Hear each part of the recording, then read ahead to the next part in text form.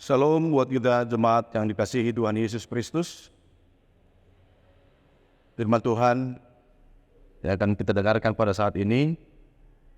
Dan sebelum kita mendengarkannya, terlebih dahulu kita berdoa. Kasih karunia dan damai sejahtera Allah, Bapa kita, dan dari Yesus Kristus menyertai kami. Amin.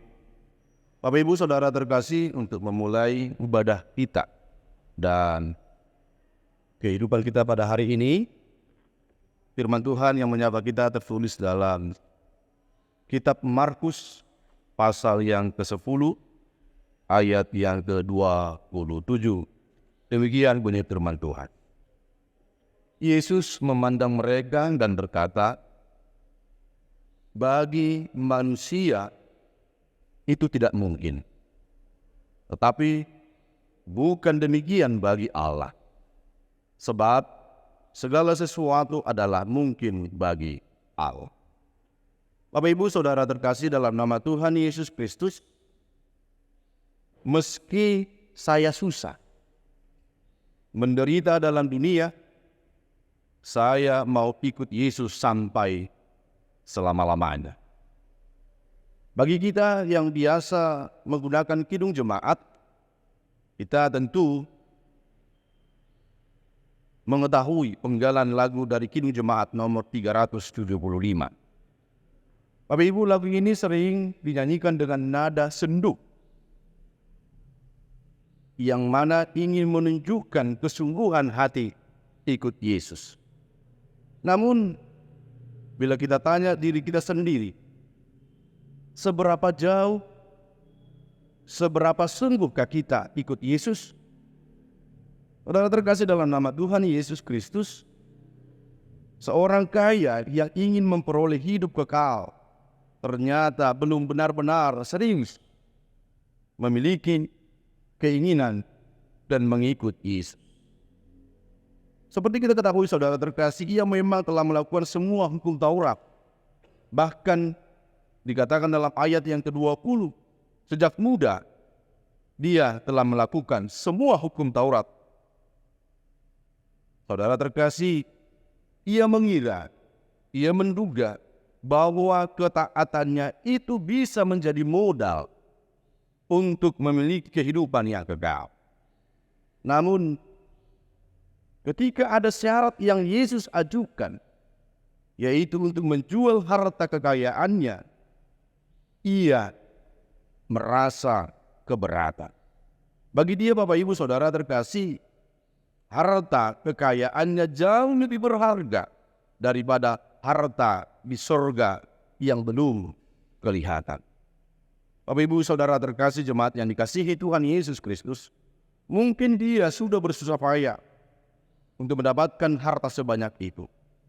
Lalu bagaimana mungkin ia harus membagikannya begitu saja kepada orang lain, meski mereka miskin? Lagi pula bagaimana ia dapat hidup selanjutnya? Ternyata Bapak Ibu Saudara terkasih, ia telah menyandarkan hidupnya pada hartanya. Penolakannya untuk berpisah dan dari hartanya memperlihatkan bahwa ia telah menjadikan harta sebagai berhala. Kekayaannya telah membuat dia untuk menolak hidup yang kekal. Jemaat yang terkasih dalam nama Tuhan Yesus Kristus, saat ini kita renungkan bersama Bapak Ibu. Kekayaan memang dapat membuat orang merasa tidak memerlukan Allah. Haus harta dapat menggantikan kehausan akan kebenaran Tuhan.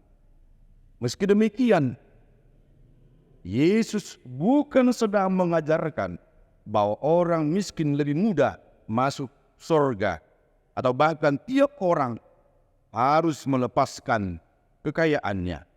Namun, tiap orang harus menyadari kebutuhannya akan Allah.